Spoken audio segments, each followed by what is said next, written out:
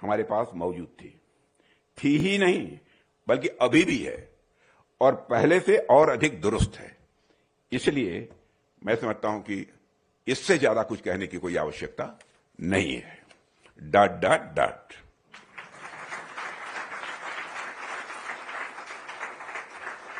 और मित्रों, हमारे मिलिट्री इंडस्ट्रियल कॉम्प्लेक्स ने भी समय समय पर यह साबित किया है कि वह केवल शांतिकाल की जरूरतों के लिए नहीं, युद्ध काल की तेज आपूर्ति के लिए भी वह तैयार है। हालांकि उस बीच हमें न्यूक्लियर हमले तक की धमकी दी गई, लेकिन हम उस ब्लफ में नहीं आए। हमने उन धमकियों को नकारते हुए, कोई तवज्जो न देते हुए वही किया जो करना था, जो राष्ट्रहित में जरूरी था। और यही है न्यू वर्ल्ड ऑर्डर, यानी नई दुनिया का नया भारत। और यह वह भारत है जो दुनिया को बता रहा है कि टेररिज्म और उसके स्पॉन्सर्स के बीच कोई अंतर नहीं किया जाएगा। टेररिज्म और उसके स्पॉन्सर के बीच कोई अंतर नहीं किया जाएगा। और यह हमारे प्रधानमंत्री जी की स्पष्ट सोच है, यह उनकी नीति है, जिसने बदलती वैश्विक परिस्थितियों में भारत को भी बदल दिया है। साथियों, यदि मैं डेटरेंस की बात करूं तो ऑपरेशन सिंदूर डेटरेंस का ही एक मूर्त रूप था। डेटरेंस पर मुझे एक ही पंक्ति याद आती है, भय बिनु होई न प्रीत। बिना भय के प्रेम नहीं हो सकता। कुल मिलाकर डेटरेंस का सार यही है। अंतर्राष्ट्रीय संबंधों में भी यही सच है। शांति और स्थिरता के लिए एक पावरफुल डेटरेंस जरूरी है। भले ही ऑपरेशन सिंदूर 72 घंटों में ही संपन्न हो गया हो, लेकिन उसके पीछे की तैयारी, साथियों, मैं स्पष्ट करना चाहता हूं, बहुत लंबी थी। जैसा कि मैंने अभी कहा कि हमारे पास आवश्यकता पड़ने पर लंबी लड़ाई लड़ने के लिए भी पूरी तैयारी है। हमारी सर्ज कैपेसिटी, हमारी भंडारण क्षमता, हमारे स्वदेशी हथियारों की क्रेडिबिलिटी, यह सब हमारी डेटरेंस का आज ये हिस्सा बन चुके हैं। और इसी का परिणाम है कि ऑपरेशन सिंदूर के बाद हमारे इंडिजिनस वेपन्स, स्वदेशी हथियारों और रक्षा उत्पादों की विश्वसनीयता में दुनिया भर में एक गजब का पॉजिटिव अप्रोच हमको देखने को मिल रहा है।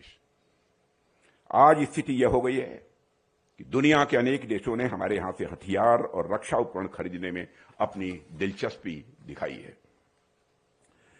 आप आंकड़े उठाकर देखिए तो आंकड़े भी इस बात की गवाही देते हैं। फाइनेंशियल ईयर, मैं बहुत पीछे नहीं ले जाना चाहता हूं, फाइनेंशियल ईयर 2025-26 में हमारा defence export record approximately 39,000 crore रुपयों का रहा है। यानी पिछले वर्ष के कंपैरिजन में 62.66% का उछाल हमें देखने को मिला है। 66.66% का पिछले साल के कंपैरिजन में। हम इन आंकड़ों को और भी बेहतर करने की दिशा में लगातार आगे बढ़ रहे हैं और कुछ ही दिनों में उसके परिणाम भी आपको देखने को मिलेंगे। साथियों, अभी हाल ही में मैंने जर्मनी की यात्रा भी की थी। वहां मुझे देखकर बहुत अच्छा लगा कि जर्मनी और यूरोप की बड़ी बड़ी कंपनियां, हमारे प्राइवेट रक्षा कंपनियों और पब्लिक सेक्टर यूनिट्स दोनों के साथ मिलकर काम करने के लिए बहुत ही उत्सुक हैं। और यह हमारी बढ़ती हुई क्रेडिबिलिटी का ही एक प्रतीक है। आज दुनिया में भारत की जो धाक जमी है, उसमें हमारी सैन्य शक्ति के साथ साथ डेटरेंस क्रिएट करने की हमारी ताकत के कारण भी यह वृद्धि हुई है। लेकिन साथियों, आज की दुनिया में इस डेटरेंस का स्वरूप भी तेजी से बदल रहा है। अब यह केवल सेनाओं की संख्या या वेपन्स और प्लेटफॉर्म्स का खेल नहीं रह गया है। आज साइबर डोमेन, स्पेस वार और इंफॉर्मेशन टेक्नोलॉजी भी डेटरेंस के यह अभिन्न अंग बन गए हैं। और इस पूरे बदलाव के केंद्र में एक बड़ा डिसरप्शन बैठा है, जिसे हम सब आर्टिफिशियल इंटेलिजेंस के नाम से जानते हैं। साथियों, आर्टिफिशियल इंटेलिजेंस का जो अपना इतना विस्तार हो चुका है कि धरती से लेकर आसमान तक इसकी यूटिलिटी हो गई है। यानी कहीं भी देख लीजिए, health care, education, tourism, transportation, ऐसा कोई क्षेत्र नहीं है जहां की एआई की मौजूदगी न हो। लेकिन मैं मूल रूप से रक्षा क्षेत्र में इसकी उपयोगिता पर ही बातें करूंगा। डिफेंस सेक्टर में आर्टिफिशियल इंटेलिजेंस का उपयोग कहीं अधिक व्यापक और गहरा है और भारत की आर्म्ड फोर्सेस तथा हमारी सरकार इसकी गंभीरता को भी अच्छी तरह से समझती है। हालांकि मैं इस खुले मंच से पर सब कुछ नहीं बता सकता, लेकिन इतना मैं अवश्य कहूंगा कि ऑपरेशन सिंदूर में ब्रह्मोस जैसी हमारी अत्याधुनिक मिसाइल प्रणालियों से लेकर हमने सर्विलेंस प्लेटफॉर्म्स तक हर जगह एआई का प्रभावी इस्तेमाल किया है। इससे हमारी प्रिसीजन और मारक क्षमता को नेक्स्ट लेवल का बनाने में कामयाबी हम लोगों ने हासिल की है। बड़े ऑपरेशंस की जानकारी तो फिर भी आप सब तक पहुंच जाती है, पर कितने ऐसे छोटे ऑपरेशंस और प्रोसेसेस होते हैं जो खतरा आने के पहले ही एक्टिव होकर उसे खत्म कर देते हैं और आप आम जन तक उसकी भनक भी नहीं लगने पाती है। और इन सब में एआई का भरपूर इस्तेमाल किया जाता है। साथियों, यहां मैं यह भी कहना चाहूंगा कि एआई को लेकर मेरा नजरिया केवल लड़ाई तक सीमित नहीं है। मुझे यह बताते हुए खुशी होती है कि आज एआई हमारे वर्किंग कल्चर का और हमारे जवानों के कल्याण का और हमारे जीवन स्तर को ऊपर उठाने का भी एक सशक्त माध्यम बन चुका है। हमने अपने पेंशनर्स और वेटरन्स के लिए स्पर्श पोर्टल भी विकसित किया है। इसमें एआई इनेबल्ड चैटबॉट्स के माध्यम से हमने पेंशन से जुड़ी प्रक्रियाओं को और भी इजी बनाया है। अब हमारे वेटरन्स को इधर उधर भटकने की जरूरत नहीं पड़ेगी। उनकी शिकायतों के तुरंत निवारण से लेकर और उनके मेडिकल रिकॉर्ड की मॉनिटरिंग तक सब कुछ एआई सिस्टम के तहत हो रहा है। इतना ही नहीं, हम उनके बच्चों की शिक्षा के लिए भी एआई बेस्ड टूल्स का उपयोग कर रहे हैं ताकि हमारे जवानों का परिवार शिक्षा और स्वास्थ्य के मामले में भी किसी भी सूरत में पीछे न रहे। यानी हमारे यहां एआई का उपयोग थियोरेटिकल नहीं बल्कि पूरी तरह से प्रैक्टिकल है। यह आतंकवादियों को ढूंढने और उन्हें मुंहतोड़ जवाब देने में भी सहायक है और वहीं अपने सैनिकों के जीवन को सुगम बनाने में भी वह सहायक है। मैं कहूंगा कि हमारे लिए एआई का एक अर्थ है ऑगमेंटेड इन्फेंट्री है। एआई का अर्थ हमारे लिए है ऑगमेंटेड इन्फेंट्री।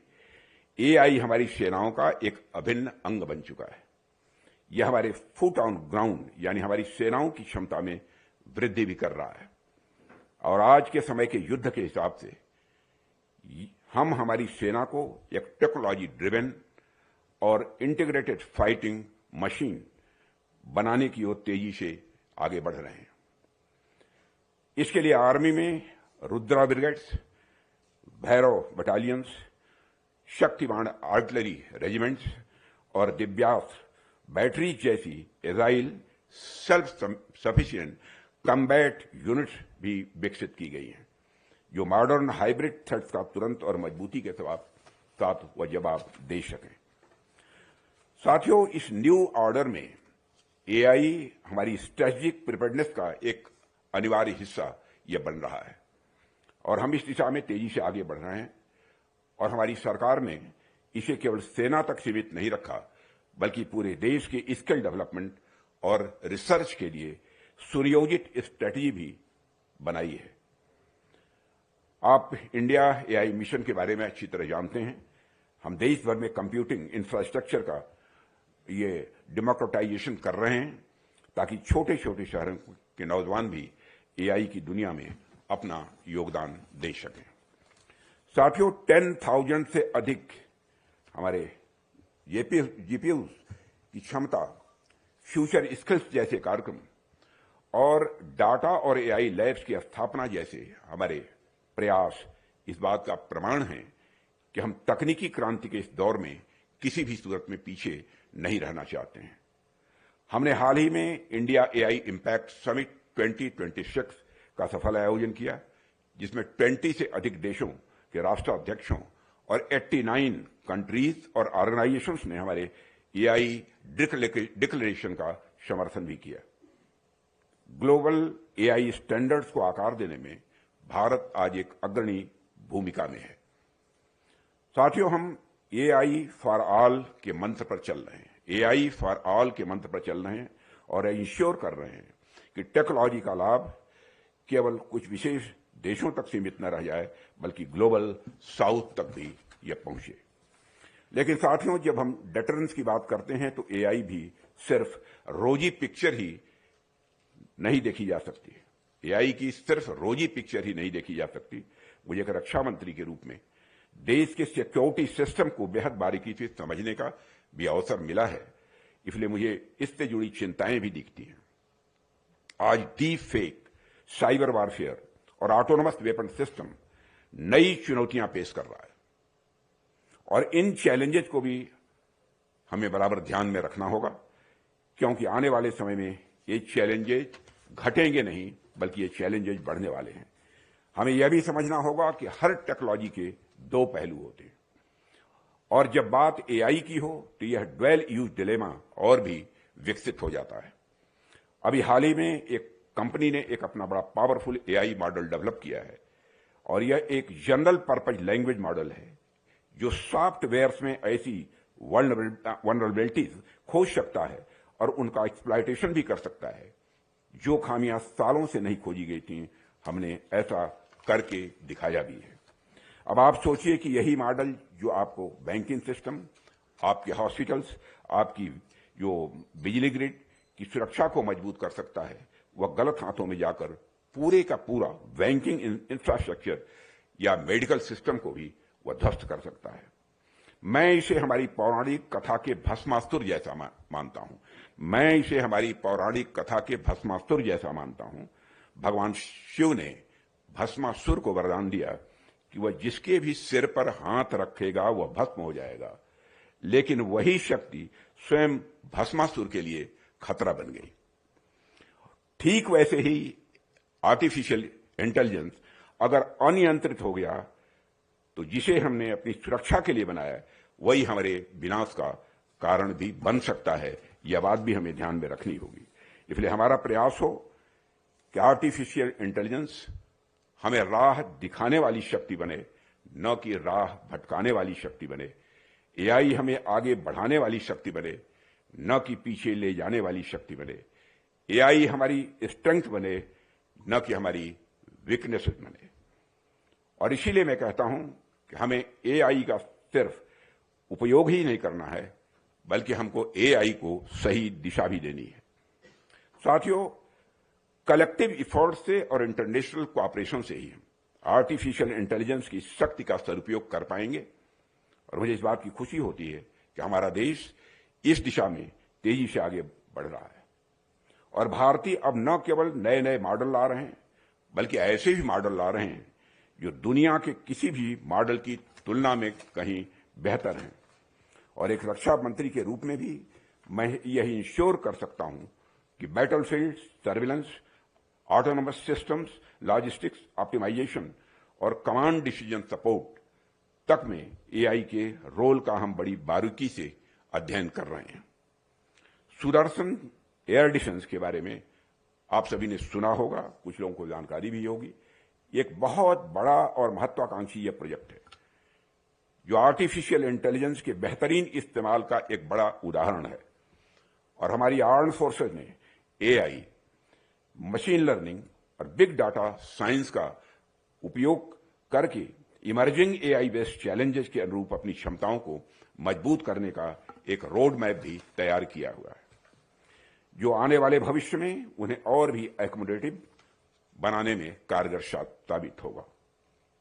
इस तरह की न्यू इमर्जिंग टेक्नोलॉजी से हमारा देश न केवल और अधिक सुरक्षित होगा, बल्कि वह और अधिक सशक्त और समृद्ध होगा, ऐसा मेरा विश्वास है। साथियों, यह हम सब के लिए प्रसन्नता का विषय है कि भारत में आप लोगों द्वारा ऐसे मुद्दे पर कॉन्फ्रेंसेज आयोजित किए जा रहे हैं, चर्चाएं हो रही हैं। आप सबकी बातचीत से निश्चित रूप से हमारे लिए एक नया रास्ता भी मिलेगा। एक भरोसा भी निकलेगा।